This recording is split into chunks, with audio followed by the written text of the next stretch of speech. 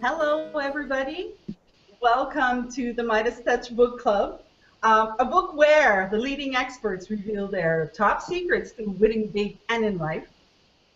Throughout the last weeks, we've been introducing you to the authors inside the book.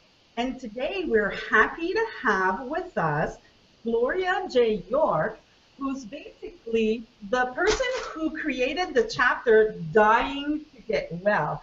Hello, Gloria. Hi, Jasmine. It's so nice to be with you. Thank you for inviting me. Thank you for being here. We're happy to have you. And joining us today, we have Lady Christopher Barrett. Hi, Christopher. Hi, greetings and blessings, everyone. And Hi. we have Ivanosa. Hello, everybody. And a little later on, we might see our friend Joshua show up. So let's go straight to the core. We want to talk to Gloria about your chapter. First of all, Gloria, congratulations. I mean, the critiques for your chapter are like so many people love it, and there's like so many of them. So congratulations for that. Thank you. Thank you very much.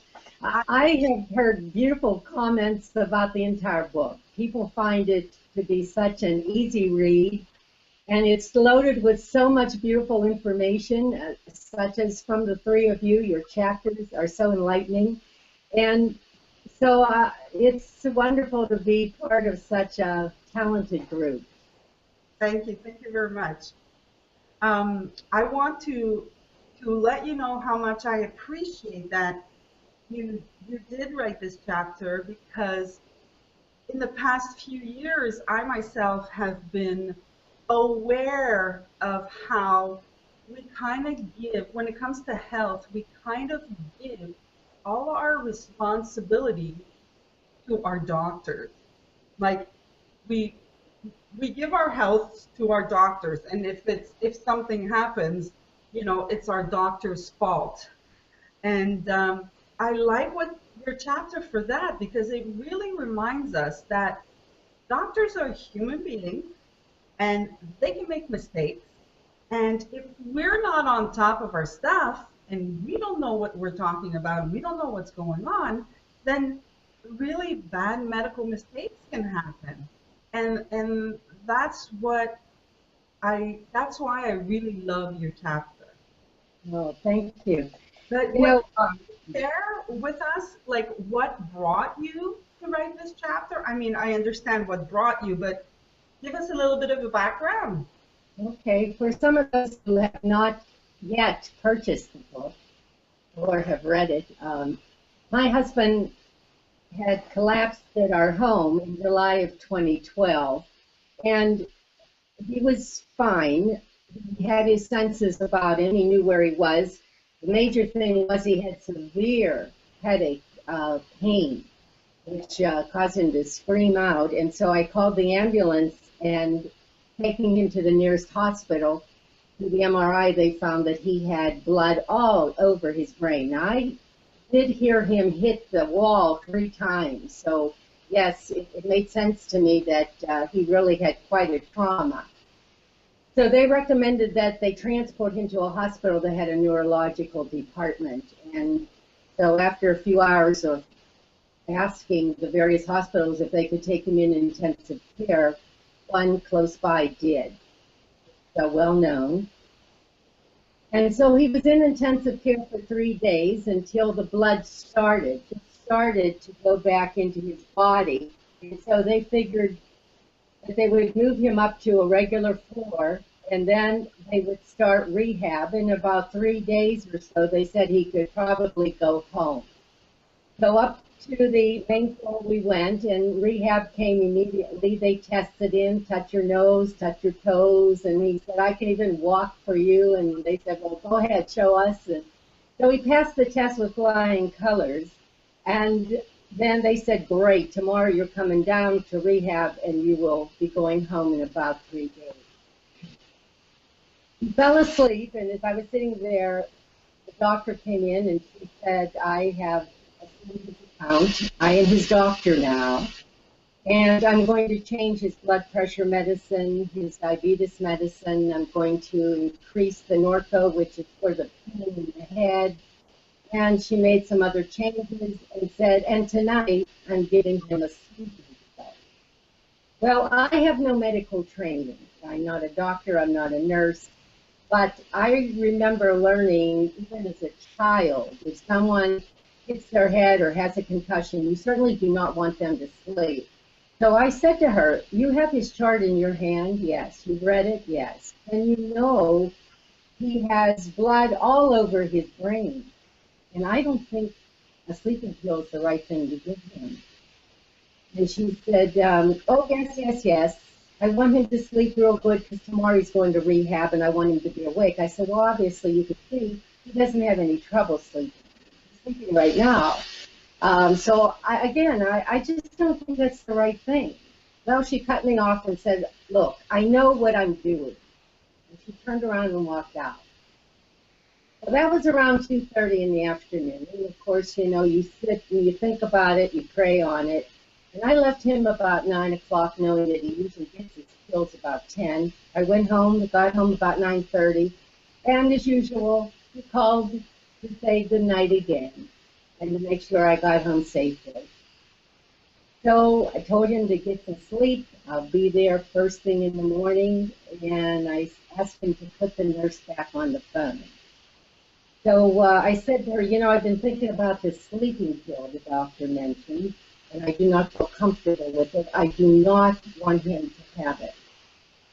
And she said, well, too late.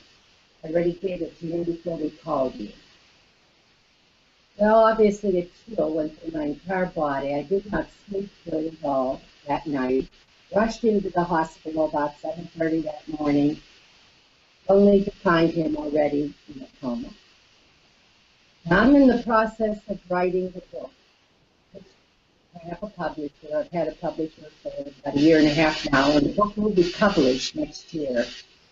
And I'm going to recap the entire story and into the fact about doctor's care.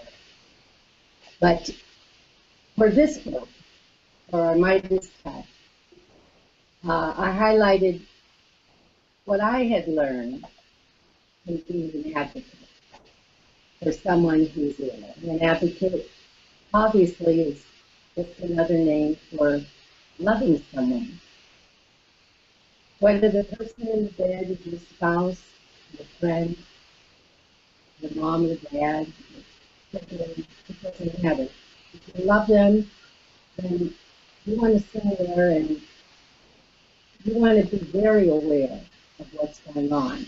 You don't just want to arrive with a box of chocolates and a magazine and there and yell up to them, well, how are you feeling? And they say, well, I have pain. And you say, well, the nurse will be in shortly. No. You have to assume a role of responsibility. And when you go to see that person, you put in your eagle eyes because you are then that person's eyes and ears and protection. If you walk in and you look at the floor and you see there's debris on the floor that has been there for a day or two, and then you zero in immediately for the person, and you look at the linens, if they're soiled, and if they have been. If the person has a frown, that usually means that he or she is in pain somewhere. And a lot of times they won't say anything because they're frightened. They don't know what's going on. They don't want anybody to get mad at them. It's amazing what goes through their mind when you're in the hospital. And so it's up to you to check them for rashes and question them. Are you pain? Where is your pain? Did you sleep good last night? You didn't. Why not? And then you take this information to the nurse of the day and bring it to her attention because they have so many other patients and they're rushing around and they're not going to give yours any special attention unless you feel how special they are to you. And I have naturally usually have called the doctor. And I recommend that. But we call the doctor, and we have the nurse call the doctor. I did it personally. And I said I wanted to meet with him in person at my husband's bedside. And I asked, when will you be here? Well, I'm usually there Monday through Friday from 8 p.m. to midnight. And I just said, fine, I'll be here. I'll be here tomorrow night waiting for you. And I did. And you have your questions ready so that when they leave, you're not bothering them every single day. You write down your questions that you have. What's wrong? And how long do you think it's going to take that person to heal? And what can I do to help? And what are we doing? And why are you prescribing this particular medicine? And on. Make sure that you have yourself prepared so you can intelligently talk to anyone else.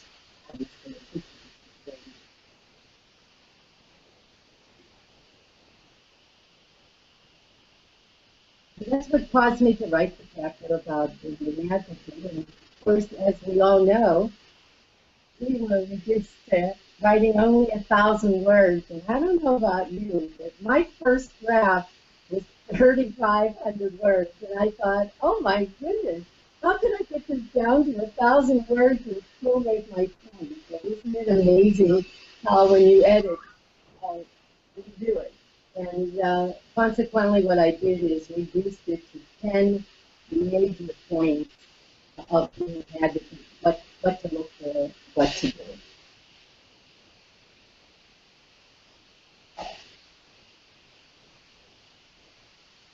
Do you have any other questions?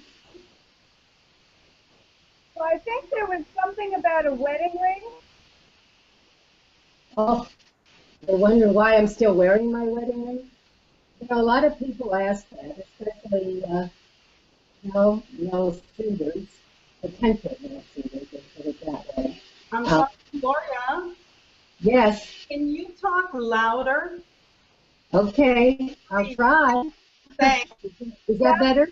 I'm having a little audio issue. Yeah, I think you need to talk a little louder, Gloria. Sorry. Okay, that's fine. That's fine. I can do. Is that better? Yes, it is. Yes. Great, Yes. great. Yeah, when people say to me, especially men, when are you going to take off that ring? Kind of brazen, but that's exactly the way it comes out. And I just say, when I have a good reason to. And that means I was so blessed to have such a wonderful, loving husband.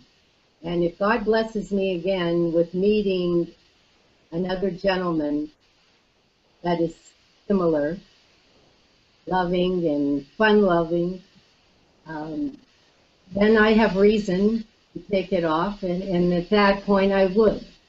But till then, ring's been on my finger for 33 years, and so right now that's where it's going to stay. And up to this point, it'll be 3 years that my husband passed. In January, it will be 3 years. And I can honestly say up to this point, I have not had any desire to meet anyone else or to date anyone else. But I think in writing the book and having it published, I think it's going to bring a lot of closure to many issues for me. And then we'll see what God has planned for me from then. Gloria, you make such a beautiful point because a lot of people, I know a lot of people, when we lose a beloved, we hold on to some sort of sentimental item, in your case, the wedding ring. And in another case, a dear friend of mine who owns a major NFL football team, he had a little angel that he always wore because that's what his wife was. And I had dinner with him, and I said, and I'm highly intuitive, or we call it my intuitive Tourette's. And I said, that's so beautiful. That's a symbol from your beloved, isn't it? And he said, yes. And somebody recently told me to take it off. And I'm like, oh no, like no, don't do that. That's her with you. You know, don't ever, you know, allow an outside voice who doesn't understand your own heart to determine what your actions are. And to this day, he still wears it. He loves it. In fact, the whole team the whole football team has these little angels on their uniforms. But it's such a beautiful thing, and I totally agree with you. You wear it, it's like forever if you need to. There's no reason to. It's a symbol of love. You know, whether it's a ring or a little angel pin or a picture. You know, some people say, isn't it time to take down the pictures? Well, why would you take down the pictures? You know. So I think that's really poignant for people who have that, you know, I guess, desire to please others or get weak around others' influence, and they take it off. If your heart is not into something, you keep doing what you're doing. You stay right where your heart is. That's true, very true. And you know, if eventually I would meet someone else, and it would become very serious, I can understand that that person does not want to continually see my husband's pictures all over the place, nor have me constantly reliving events that we shared together. I understand that totally. I really do.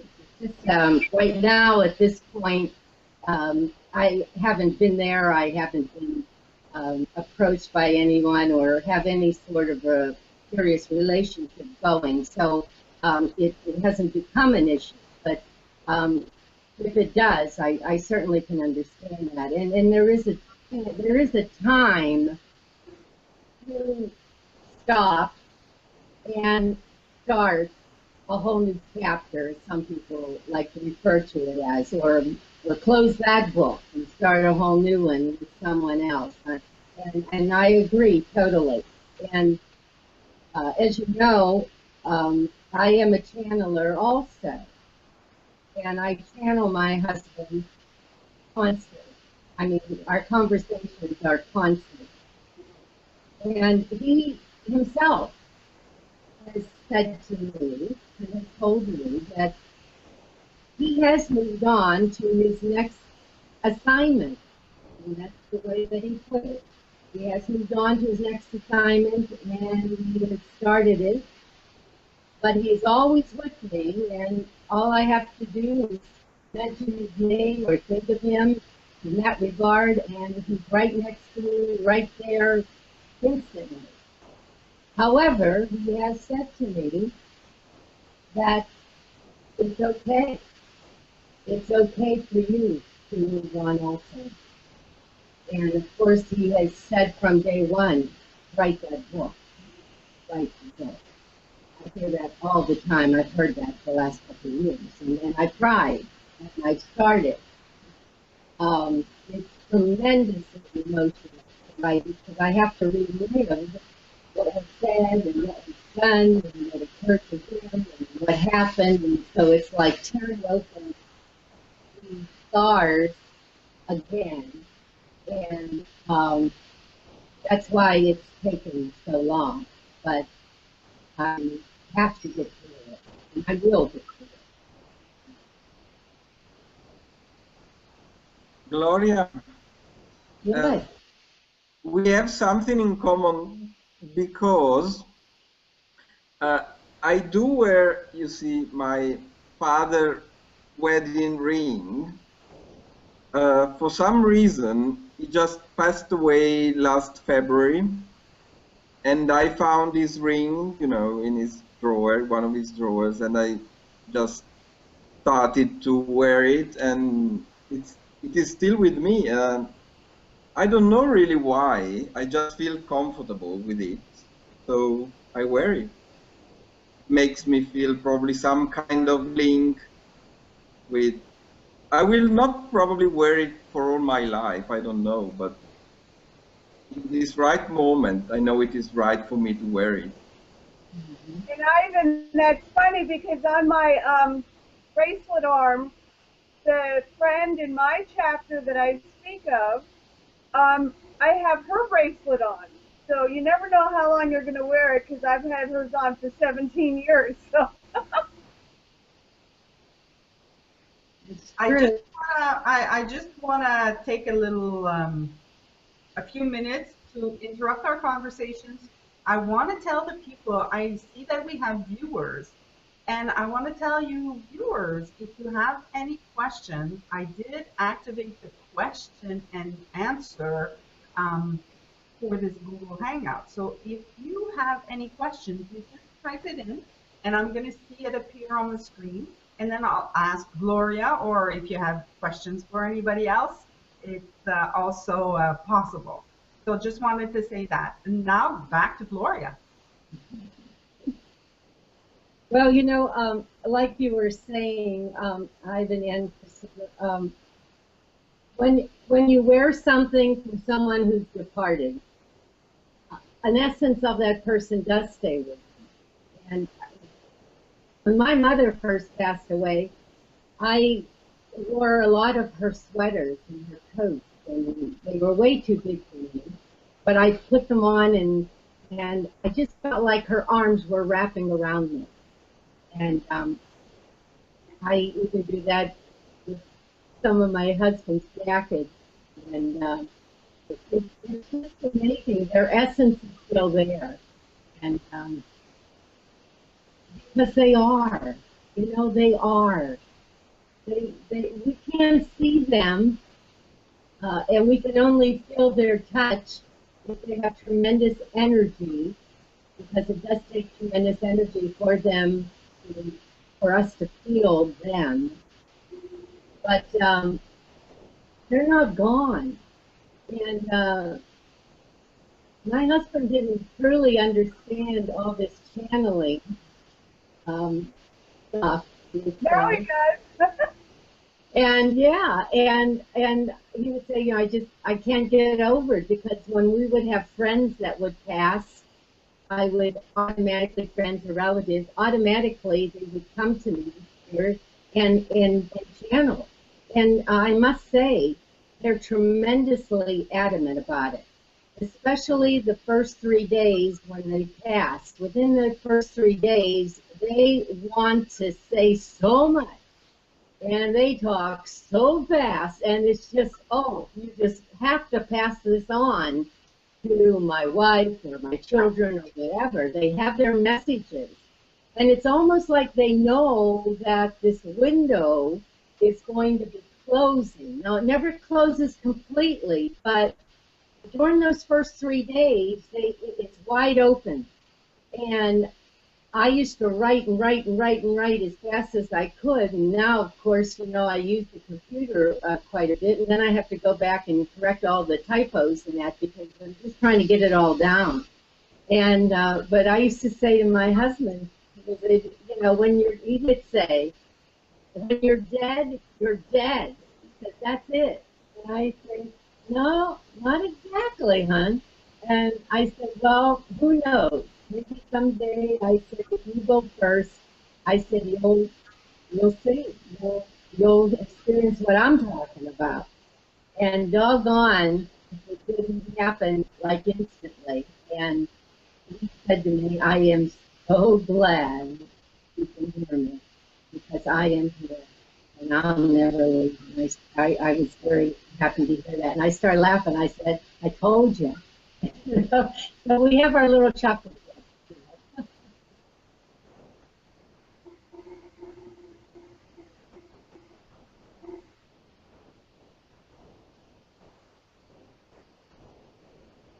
That is so beautiful, Gloria, and I think that's helpful for a lot of people too. But you know, going back to your chapter, it's so important because you know we want to say doctors are human and they can make mistakes, but they sometimes forget they're human and act like God. And I'm a big, you know, if a friend of mine's in the hospital, in fact, one was just in the hospital and he didn't call me, and I said, why? He goes, I'm not sure I could have handled you telling off everybody and taking over. And I'm like, well, you know, I grew up, weirdly enough in hospitals. I was very sick and I know the ins and outs, and I'm a bull in a china shop when it comes to a friend or a loved one in a hospital. In fact, this is a funny story. I was throwing a huge like tribal birthday surprise birthday party for one of my interns, and it's actually on one of my Facebook old profile pictures. My face was painted. I had feathers in my hair. I had like a shaman's cloak, feather like bustier, like this crazy outfit. And I get a call that one of my clients has just been moved to the hospital. And in a moment's notice, I go to the hospital looking like that. And he was an older gentleman that I had been loving and watching over and caring for during his dementia. And I knew what veins were right in his arm and how scared he was. And I went flying into that hospital room. And I'm like, no, listen to him. He's right, not that arm. And she's like, yes. And she looks up and said, who are you? I'm like, I'm his real doctor. And literally, she wouldn't listen to me. She tried, and I said, I am telling you. And she tried to remove me from the room. I said, I am not going anywhere until I know this man has proper care and that you're listening to him and you're looking at him as this beautiful human being that has a family, that is deeply loved. He is not just your patient and just a nobody, a number. And he got the best care. Got the best care. But it's important to know. It is. It really is. And I myself, I stood alone by his bedside 10 to 15 hours a day in the hospital and the nursing home. And whether you're alone or whether you have family, children surrounding you, it doesn't matter. You could become very intimidated easily because the medical staff will say to you, oh, you don't have to come every day, or you don't have to stay so long. Why don't you go to lunch or take a day off? And you could, if you're not strong enough, you could become intimidated and say, oh, well, maybe you're right or whatever. But I said to them, this man is my entire world. Where would you have me go? I don't want to be anywhere else, and I don't want to be with anyone else. So that's why I stay here. I stay here 10, 12, 15 hours a day.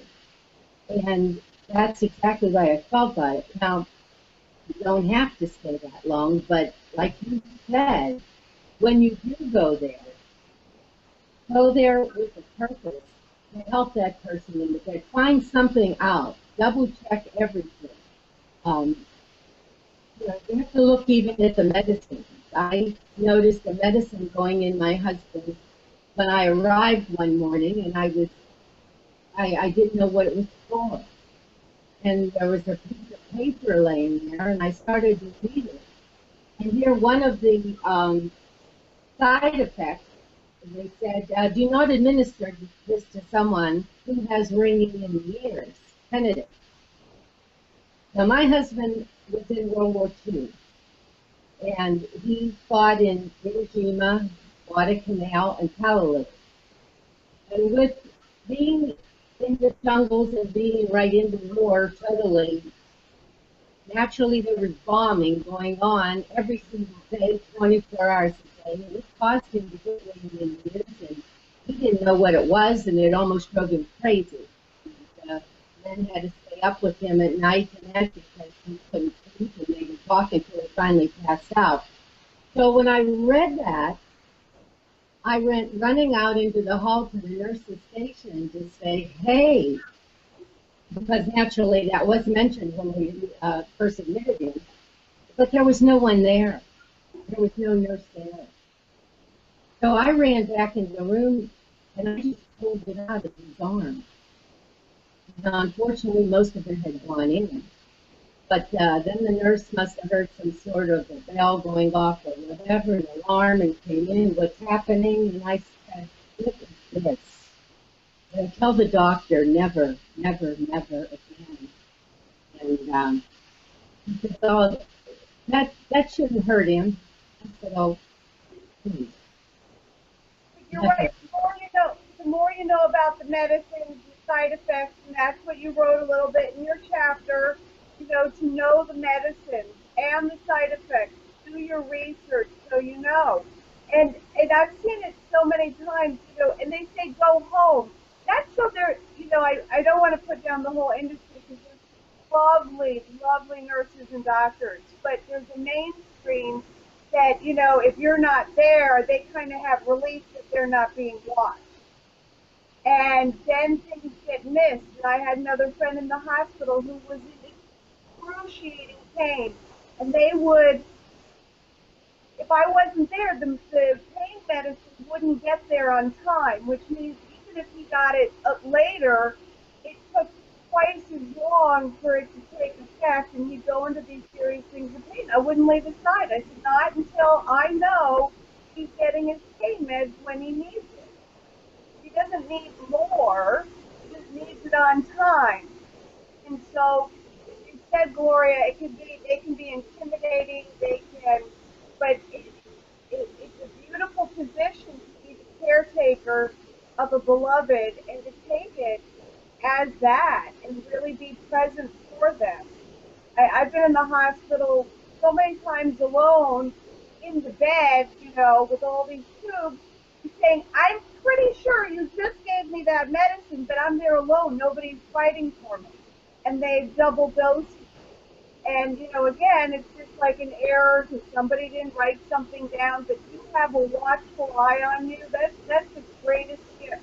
You see that.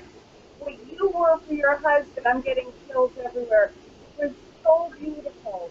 And I know how hard it was, and you were alone, but you are magnificent to walk through that, going in kind of cold, not knowing anything, and to go through it with such grace. You're just a blessing, and you're such a blessing to him. You're a blessing to all of us. Such an incredibly important message for people to really get their minds wrapped around. So thank you. Thank you. Thank you very much. What you said is true in the beginning. There are some beautiful doctors and nurses and CNAs. I mean, they're angels. They're special people in the medical field. And my husband had many great doctors and great nurses. And CNAs, I can't throw them enough in case because they do the grunt work and never get an applause. But unfortunately, like you said earlier, there are some, and unfortunately, you had a doctor who was egotistical. She not only ignored me, my thoughts as a spouse, but didn't even think to ask her colleagues for their opinion. And I could tell after he was in the coma, I could tell because immediately I asked for a new doctor and I banned her from the room and on that went. But they couldn't believe that he was given this sleeping pill, and of all things, he started with the highest dose. So, but there are so many good in the medical field, and I would never put them all, pigeonhole them into one category and say, oh, wow, you don't care. There's so many that you see. They're beautiful, beautiful people. Another thing, too, that I did was I restricted visitors. And I kept everyone informed, like every couple nights, when I would go home around 10 at night, I would send out emails to the friend list. And the friend list grew to almost 100 people. And they really looked for those emails. I brought them up to date. Here's the update on Dick. And they look forward to that, and when they didn't get those emails after, let's say, 2 or 3 days, they would email me, what's happening? How's he doing? So I made sure that they were up to date, but I also said from day one, no visitors, please. And some did not like that. Some emailed me and said, you're not doing what's good for Dick, you're doing what's good for you. And you should be able to come and see him. You should be able to touch his hand and give him comfort. And I just wrote back and said, you want to come and see what? You want to see a man sleeping? He can't talk to you. I said, he's in a coma. And do you think that he wants you to come and balk at him in this condition? I said, no, I know my husband. He does not want to be on display. So if you want to say something to him, I said, then you write him a card or a letter or send me this email with what you want to say, and I promise you, I will read it to him. And sure enough, they did. They wrote their cards, they wrote their email, and every day, even when he was in a coma, I went in and I read them all to him. And I made a big production. Oh my goodness, look at the mail you got today. And every day, I would read the same cards all over again, and the emails all over again, because I knew he wouldn't remember it from the day before anyway. And I could tell, I could tell immediately, even when he was in a coma, I could tell that he could sense when I was there. And I could tell because I learned to read the machine. And I asked for their instruction on what each meant. And I would read and I would see, especially his blood pressure. And it would be bouncing here and there and everything. And as soon as I would go in and grab his hand and give him a kiss and tell him, I'm here, I'm here, I could see his blood pressure was just like, calm down. And he would get calm. So even though they're in a coma, they still can sense something or hear it. And I used to say to him every day, my husband was an entertainer. He was a singer and he had a big band orchestra. And so naturally, I would play the CD for him. And I also played a couple others that I knew he liked, like Nancy and Stardust. And I used to say to him, you turn to me, you turn to me, follow my voice and come back to me. And of course, I played Dean Martin's song with him. And so I just did this every single day. And even though while he was in the hospital, the neurological head of the neurological department, that doctor came in with all the interns around him after he had tested and retested and did all kind of things. And he said to me, let him die. And I said, apparently, you have never loved anyone. And he said, I have. I let my brother-in-law die. But he said, you have to understand, your husband lived a good life, and now it's over.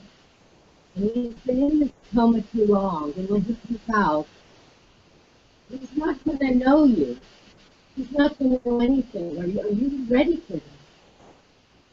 And I just said to him, you don't know my husband.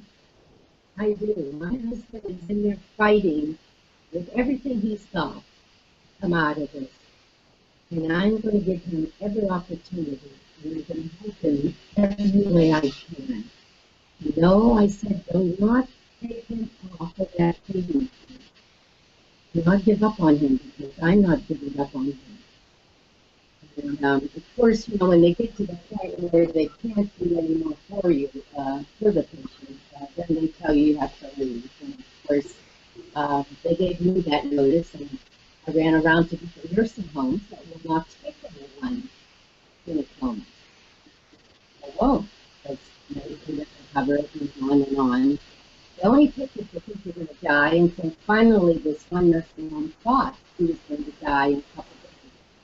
And so they did take him, and I was very thankful they did that because I continued doing things with my husband, pulling him out of the coma, and 14 days after the tumor began, he took him out of the coma.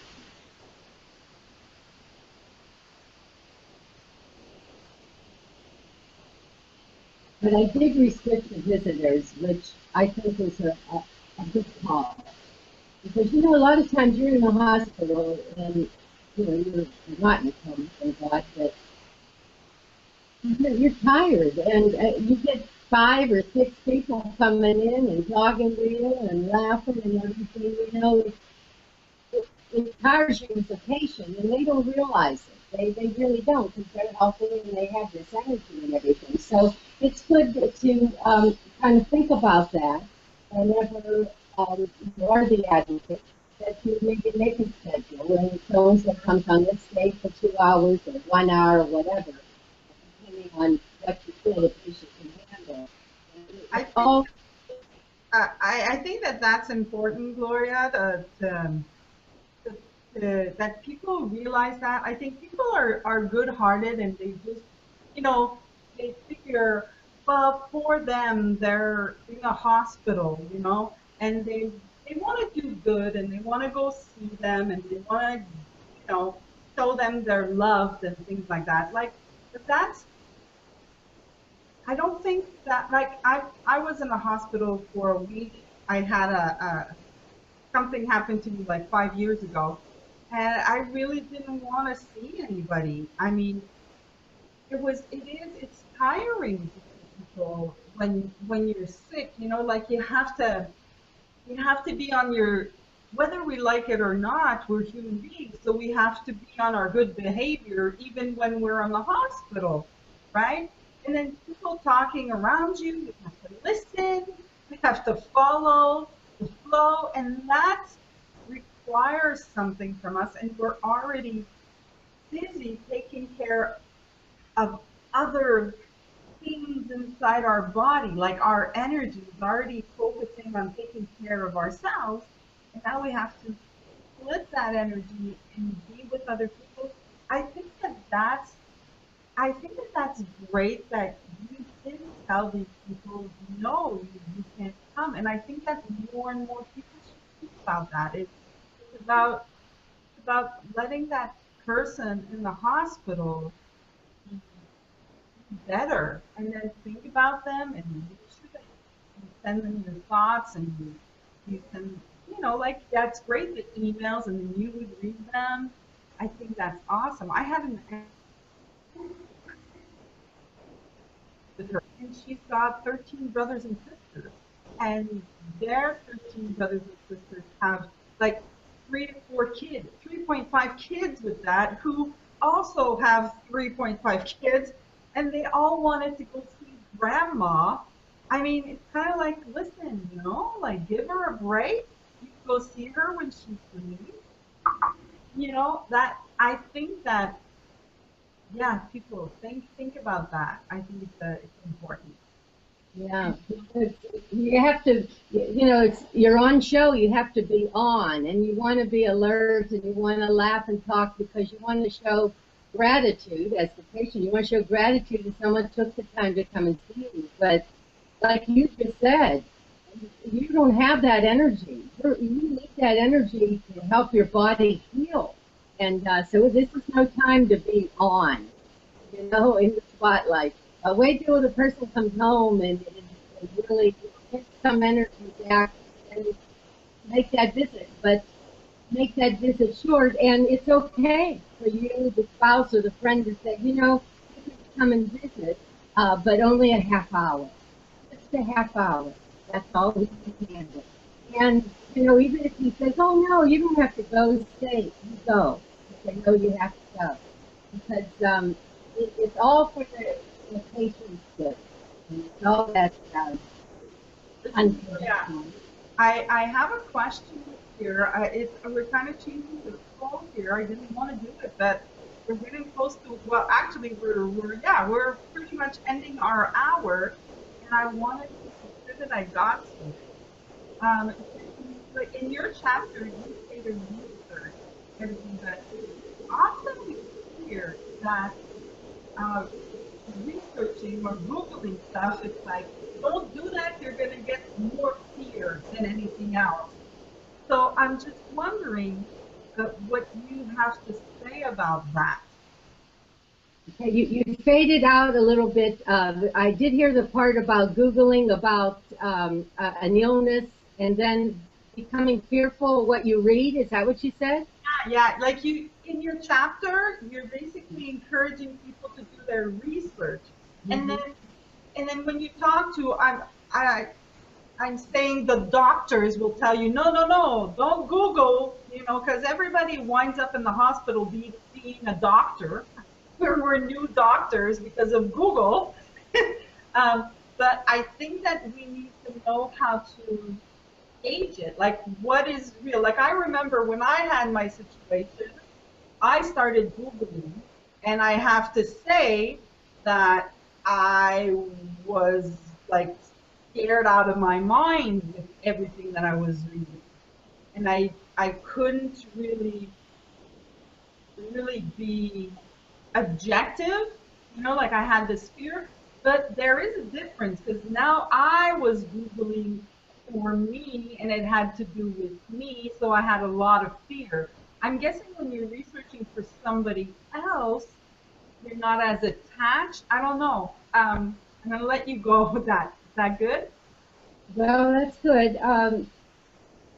You know, when someone is told that they have a particular illness and you Google it or look it up, in a medical journal or anything, you're getting more of an idea of what that is. And also any side effects and also what is the procedure or remedy and can it be cured. And by having that information, that's whenever you use it when you're talking with the doctor. And you could say, I read this is true in his case. And is there a cure? I mean, you're asking the nuts and bolts question. You want to get to the heart of the situation. You're not looking for somebody to give you fluff. You want to know the truth. And so you have to get the knowledge and have some knowledge instead of standing there and just saying to the doctor, well, tell me about this illness. Well, why should he take his time? I mean, he'll tell you, but a lot of times they'll use medical terminology and you'll walk away and you won't understand it anyway. So if you at least take the time to research it and try to learn and understand it better, then you can ask better questions. There's nothing to be afraid of. I mean, you want to know whether you're the patient or the advocate. You want to know. You want to know what it's all about. What's happening to this person? They're having a four-way bypass. Okay. What are the risks? Is this a risky surgery? How long does it take? What's going to happen afterwards? What's he going to feel like? What am I going to have to do to his spouse to make him more comfortable? Is his eating habits going to change? Et cetera, et cetera. So knowledge is never a bad thing. Knowledge is a good thing. So thank you very much. Yeah, but before we go, what I'd like to do is, well, first of all, I'd like to do a couple things. Number one, today is the feast day of all souls. And usually that's geared towards the souls that have departed. And it's something that we're here together and we were talking about Anthony did. But also, Gloria, I didn't get that at all. Can you repeat, please? Oh, sure. I know we were breaking up a little bit. Is that a little bit better? All right. I was saying that today is the feast day of all souls. And normally that is regards to souls that have passed, like Anthony did. But also all of us with our souls that are right here. And we do have several friends that are fighting illnesses and a couple are going in for heart surgery this week. And so, as we know, the patron saint of healing is Saint Raphael. And Raphael means God heals. And so those that are ill usually pray to Saint Raphael, and she's been proven to help. And so I would like all of us at this point to say a little prayer to Saint Raphael to help Douglas and Robert, who are having our bypass surgery this week. And we have Michael and Bobby and Daniel and Vaughn and Mary who are fighting illnesses. So if we all can just say a combined amen, I'm sure Archangel Raphael and Saint Raphael will look upon them, guide the surgeon's hand, and heal those who need to be healed. So, amen. Hear an amen. Amen. Thank you. And I'd like to conclude with having Anthony entertain us. As I said before, he is a singer, a virtuoso, there's a tenor saxophone, had a big band orchestra. He played behind Frank Sinatra, Dean Martin, Sammy Davis, and opened shows for them, worked with them in Chicago, worked with them in Vegas, Tony Bennett, Rick Damone, the list is actually endless. And so he had a marvelous career in the entertainment field with a lot of many stars. So I would like to play his CD where he's singing Bill Bailey, Won't You Please Come Home? And in the sentimental of that song, he always had his saxophone around his neck and he plays the saxophone, so you'll get a sample of his marvelous talent. So if we're ready, we'll do that.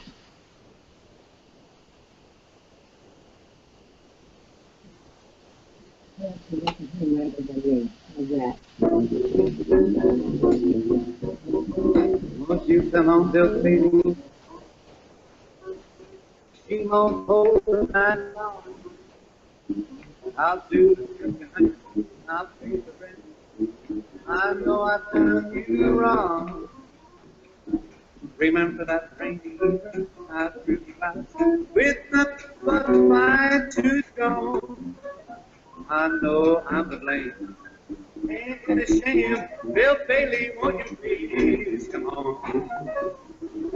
Won't you come on, Bill Bailey? Won't you come on? She won't hold night long. I'll do the cooking, honey. I'll pay the rent. I know I've done you wrong. Remember that rainy evening I threw you out with nothing but a fire-tooth comb. I know I'm to blame. Ain't it a shame? Bill Bailey, won't you please come on?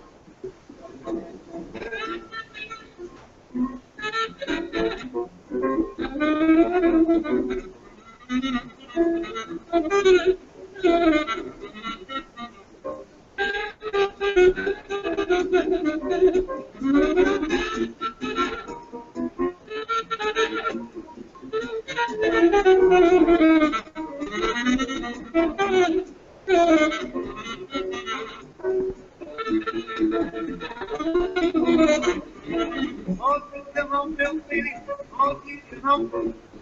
She won't hold that long. I'll do the cooking, honey. I'll pay the rent. I know I've done you wrong. Remember that rainy evening I threw you out with nothing but a fine-tooth comb. I know I'm to blame. Ain't it a shame? Bill Bailey, won't you please come home? Oh, yeah. Bill Bailey, won't you please come home?